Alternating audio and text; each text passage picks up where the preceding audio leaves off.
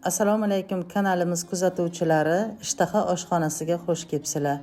Bugun sizlarga go'ja taomini tayyorlab o'taman. Bizga kerak bo'ladigan masalliqlarimiz bug'doy makkajo'xori, qatiq, rayhon, tuz va much kerak bo'ladi. Ishimizni boshladik. Qozonimizga 4 litr suvni solib, 1 kosa bug'doy va makkamizni solib olamiz. Mana 10 daqiqada bug'doy va makka jo'xorimiz qaynab chiqdi. Ko'piklarini yaxshilab olib chiqamiz va past olovda qaynatib qo'yamiz.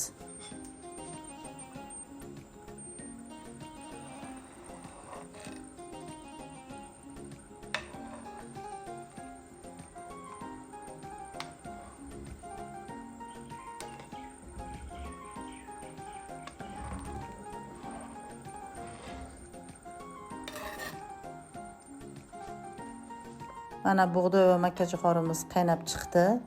Past olovda qozonni qopqog'ini qo'yib qaynatib qo'yamiz.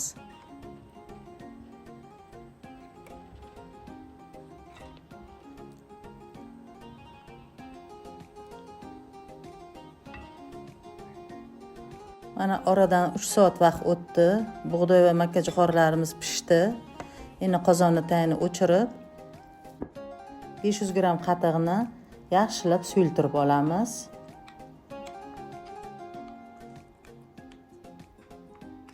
Mana qatiqni yaxshilab suyultirib oldik. Endi sovigan taomimizga tuz va muchlarni solib yaxshilab aralashtirib olamiz.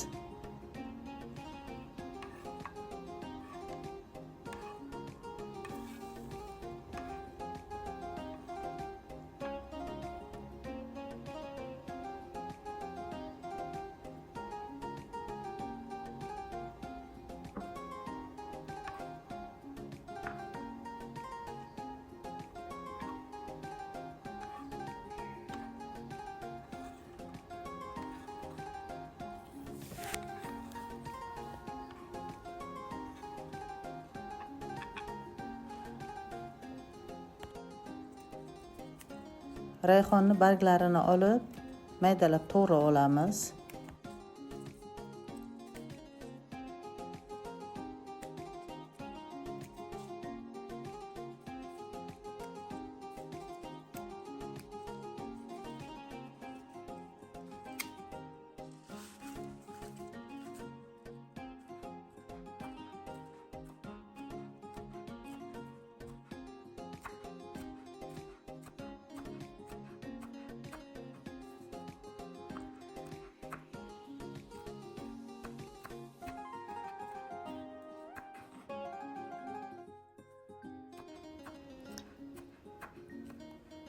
Endi taomimizga suyultirib olingan qatiqni solamiz.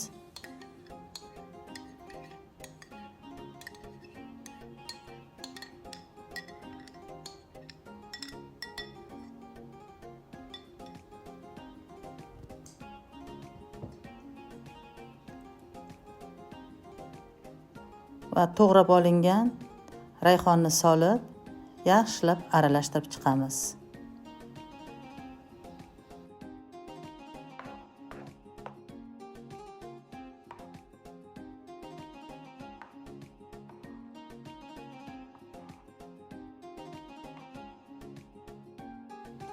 Mana taomimiz tayyor bo'ldi. Endi idishimizga solib olamiz.